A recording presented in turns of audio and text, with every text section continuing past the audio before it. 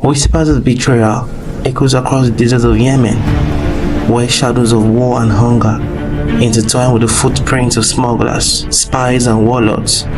This is not just a story of a nation's collapse, but of an intricate web of crime, hunger, espionage, and suffering, crafted by power, struggle, and greed.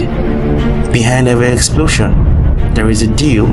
Behind every hungry child, a network of corruption.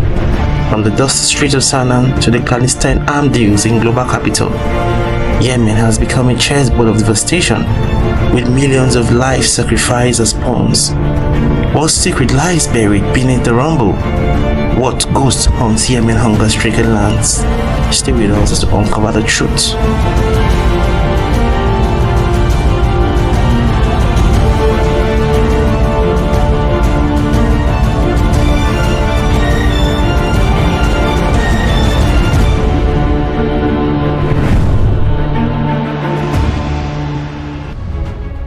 Yemen, a nation perched at the crossroads of ancient trade routes, is no stranger to turbulence. For centuries, its mountains and deserts have witnessed to empires rise and fall, its people enjoying trials that will break many. But few chapters in Yemen's history rivals the tragic saga of the last 3 decades, a tale of unity that sowed division and of hope that spiraled into chaos. Let's rewind to 1990, the year Yemen's modern story took a decisive turn.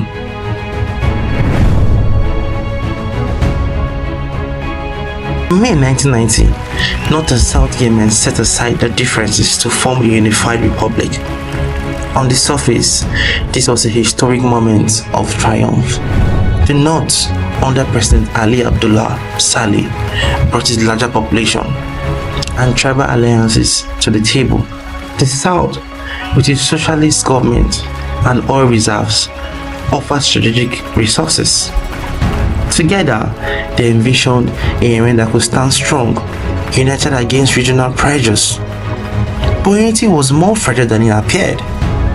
Beneath the celebratory rhetoric, the cracks in this arrangement were already forming. The North and South had fundamentally different political ideologies, economic systems, and tribal dynamics. Saleh's government in Sanaa dominated the new union, silencing southern leaders and exacerbating tensions. By 1994, just 4 years after unification, this tension erupted into a brief but brutal civil war. The North emerged victorious, but the wounds of that conflict never healed.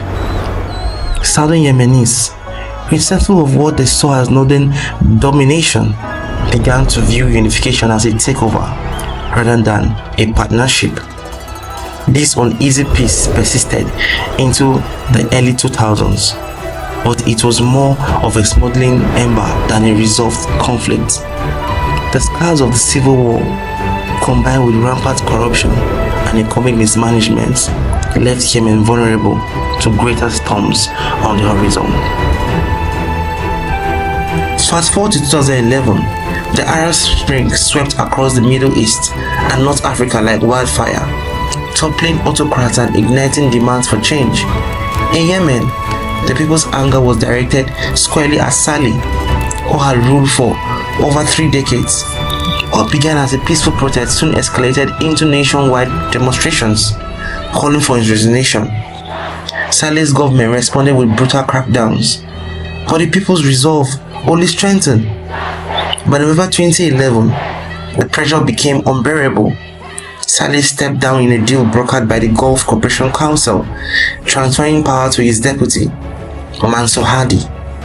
While this transition was hailed as a victory for democracy, it did little to stabilize Yemen. In fact, it unleashed a Pandoran box of political chaos. Hadi, though internationally recognized as Yemen's president, struggled to command respect domestically. His administration was plagued by infighting, a lack of tribal support, and growing discontent among the populace. Meanwhile, Saleh never wants to fade quietly into obscurity. He began plotting his return to power, aligning himself with an unlikely ally, the Houthis. The Houthis, a shared rebel group from Yemen's northern Sadr province had long felt marginalized by the central government. Initially a religious revivalist movement in the 1990s, they transformed into a formidable insurgent force after multiple wars with Yemeni governments during Saleh's reign. Their grievances resonated with many Yemenis delusioned by corruption, hunger, and inequality. By 2014, the Houthis saw an opportunity to seize power amid the chaos of Hadi's fragile presidency. With Saleh's tactic support, they advanced southward, capturing Sana'a in September 2014. This marked a turning point. Yemen was no longer just a country in political transition, but a battlefield in a regional power struggle. Saudi Arabia, alarmed by the rise of the Houthis and their alleged backing by Iran, launched a military intervention in March 2015. What began as a swift operation to restore Hadi's government soon devolved into a protracted war, with devastating consequences for Yemen's civilian population. The conflict became a proxy war between Saudi Arabia and Iran, each seeking to expand their influence in the region. In the middle of this carnage, Yemen's humanitarian situation deteriorated rapidly. The Saudi-led blockade on Yemeni ports severely restricted the flow of food, fuel, and medicine. Over 80% of Yemen's population, approximately 24 million people, became dependent on humanitarian aid. Meanwhile, famine loomed as farmers abandoned their fields and supply chains collapsed under the weight of war. Yet, the war's horror were not only confined to battlefields or starving villages. In the shadows, a different war was taking shape, a war of espionage, smuggling, and clandestine deals that will further entangle Yemen in the global web of conflict, hunger, and crime.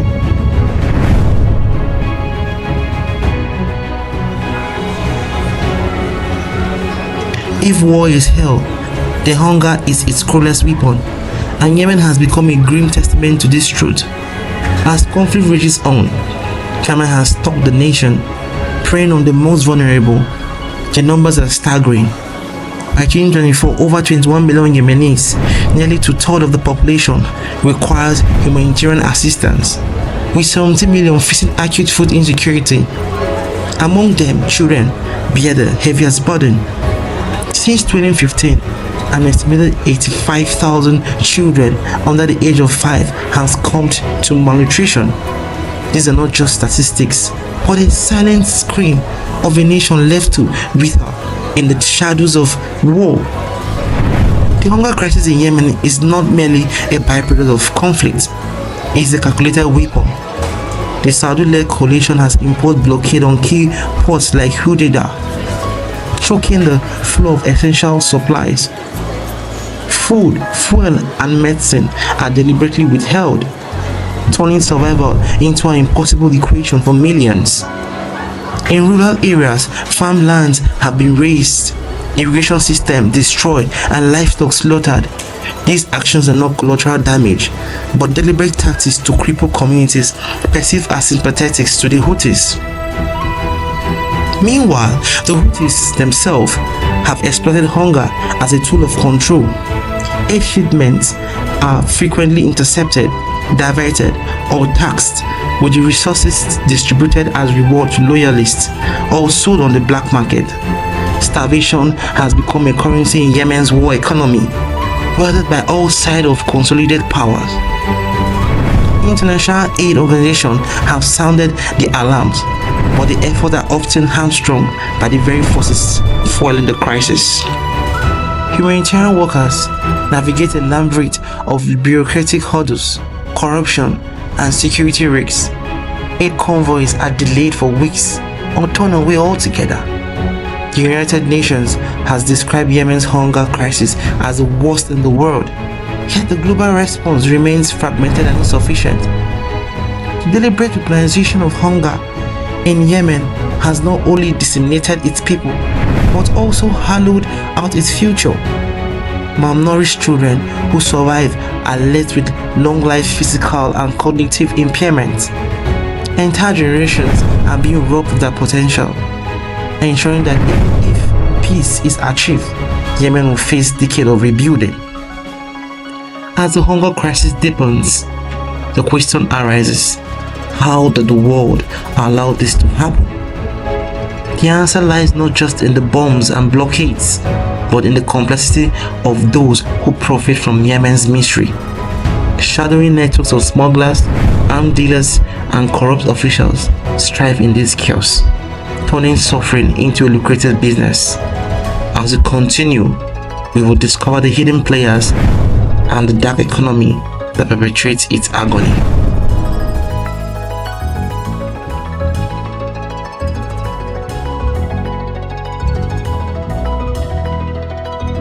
The hunger crisis in Yemen isn't just collateral damage, it is deliberate. Blockades imposed by the Saudi-led coalition choke the nation's lifeline.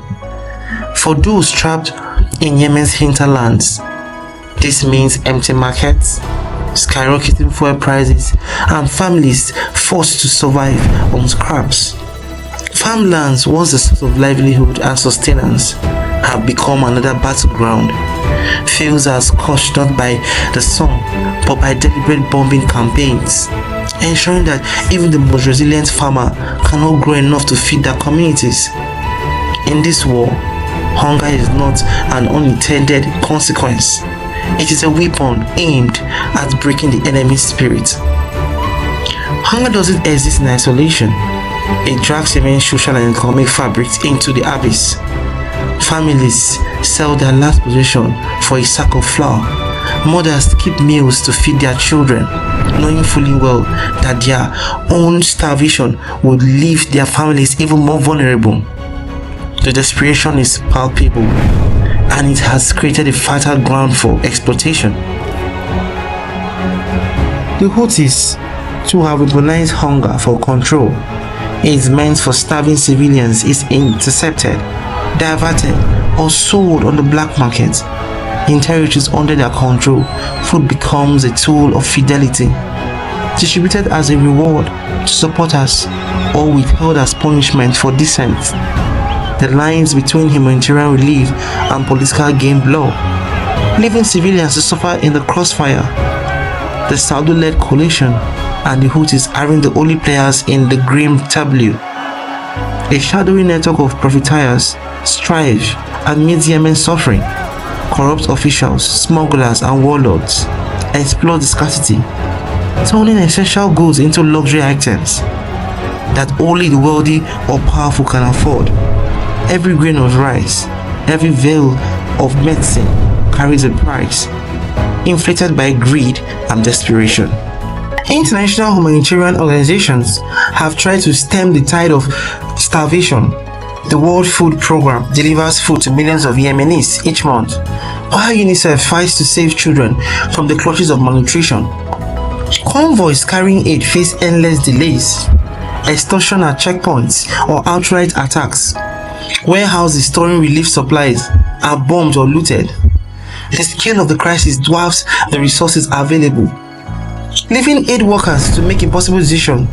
Which village gets food this month and which one must wait? And then there's the question of funding. Yemen's crisis, described as the World War's humanitarian catastrophe, competes with global emergencies for attention and resources. International pledges fall short year after year, and the gap between what's needed and what's provided grows wider. The most harrowing aspect of Yemen's hunger crisis is its long-term impact. Children who survive malnutrition carry the scars for life, stunted growth and weakened immune systems. Entire generations are being hollowed out, robbed of the chance to rebuild Yemen's future. Education too has fallen victim to hunger. Hungry children can't concentrate in school, and many drop out entirely to scavenge for food or earn money to support their families. Yemen's human capital, the very foundation of its recovery, crumbles under the weight of starvation. How did we get here? And perhaps more importantly, how does the world allow it to continue? Yemen's hunger crisis is not an inevitable tragedy, but a preventable one.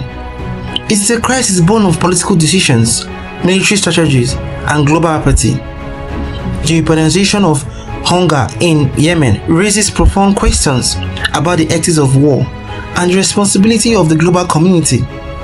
Can the world continue to stand by as the nation steps? What will it take to break the siege that has gripped Yemen for nearly a decade? As we peel back the layers of this crisis, the answers become both clearer and more unsettling. Hunger in Yemen isn't just about empty stomach, it's about power, control, and profit. Beneath the surface of Yemen's devastating war, a darker, more sinister narrative unfolds where drugs, smuggling, and crime networks strive. While arms smuggling supplies the tool for war, the drug trade finances it. Yemen, strategically positioned at a crossroads of global shipping routes, has become a critical transit hub for Captagon, a powerful amphetamine fueling conflict across the Middle East. Militias and criminal networks profit immensely from Captagon trade, using the proceeds to buy weapons, pay fighters, and sustain their operations. Captagon doesn't just fund the war, it fuels it in the most literal sense, keeping fighters in a state of relentless aggression. Interceptions of Captagon shipments often reveal the scale of this illicit trade. In one operation, authorities seized over 6 million pills destined for Yemen. A fraction of what slips through the cracks. The profit from this trade flows back into the hands of warlords and smugglers, creating a self-sustaining cycle of conflict and crime. Beyond the smuggling and drugs, Yemen has become a hotbed of espionage, a chessboard where global power maneuver in secrecy. Western intelligence agencies, particularly the CIA and MI6, are deeply embedded in the region, tracking combat Iranian operations and attempting to disrupt arms supply chains. One of their primary focuses has been uncovering the route through which Iran smuggles weapons to the Houthis. Satellite imageries, intercepted communications, and human intelligence have exposed a sophisticated network that spans the Gulf of Oman, Yemen's remote deserts, and the mountains of Sada. But disrupting this network is a game of cat and mouse, with smugglers constantly adapting their tactics to evade detection. Humanitarian organizations, vital for delivering aid to Yemen's starving population, have been infiltrated by militants seeking to divert resources for their own purpose. This infiltration complicates the effort of aid agencies, forcing them to navigate a treacherous landscape where their every move is monitored and manipulated. For ordinary Yemenis, the black market is both a lifeline and a death sentence, with staple food prices soaring by over 300% since 2020. Even basic survival has become a luxury. Families must choose between feeding their children and buying medicine, all while watching their meager earnings vanish into the pockets of corrupt officials. The economy of Yemen is a ruthless ecosystem where hunger, war, and greed intersect. Yet, as this dark web of exploitation tightens, the question remains: how can a nation rebuild when every corner of its survival is for sale? Yemen's problems aren't just political, they are environmental. Long before the war began, Yemen was already one of the most water-scarce countries in the world. Today the situation is catastrophic. Over 70% of Yemenis lack access to clean drinking water, and rising sea levels threatens to displace thousands more along the variable Red Sea coast. Climate change acts as a cruel accomplice to the war, exacerbating the sufferings of millions wells have run dry, forcing families to walk for miles in search of water. An entire agricultural region have been rendered useless. Their soil poisoned by saltwater intrusion or degraded by neglect. In some areas, the competition of scarce resources fuels micro-conflicts, adding yet another layer of Yemen's complex web of violence. Farmers clash over water rights, and desperate communities resort to looting and theft to survive. The environmental crisis is no longer a backdrop to Yemen's war. It is an active participant, deepening the wounds and extending the conflict. Yemen stands as a silent witness to the devastating power of human conflict, a nation scared by hunger, war, and division. Its story is not just one of tragedy, but a warning to the world, a quick reminder to what happens when global indifference meets relentless violence. For every child's laughter silenced, for every mother's tears shed over an empty plate, Yemen's pain demands not just our attention but our action. But there's another side to this story, one of resilience, hope, and indomitable human spirit. In the shadow of war, Yemenis continue to fight for survival, to rebuild from ashes, to dream of a better tomorrow. Aid workers risk their lives to deliver relief. Parents sacrifice everything to give their children a chance. These are the quiet heroes whose story rarely makes headlines but deserve to echo across the world. The question we must ask ourselves is, what kind of world do we want to live in? Will we continue to allow nations like Yemen to crumble under the weight of war and neglect? Or will we choose to stand together to demand accountability from those in power and to support those who are suffering? The power to make a difference is not just in the hands of governments and organizations, it's in yours. By sharing Yemen's story, you amplify the voices of its people. By commenting, you join a global conversation that refuses to let Yemen's plight be forgotten. And by subscribing, you support our platform that shines a light on issues that matter. Together, we can ensure that Yemen's ghosts don't remain whispers of the past, but serve as a rallying cry for a future where such strategies are no longer possible. Share this video, comment your thoughts, and don't forget to subscribe to stay informed. Yemen's journey is our collective responsibility.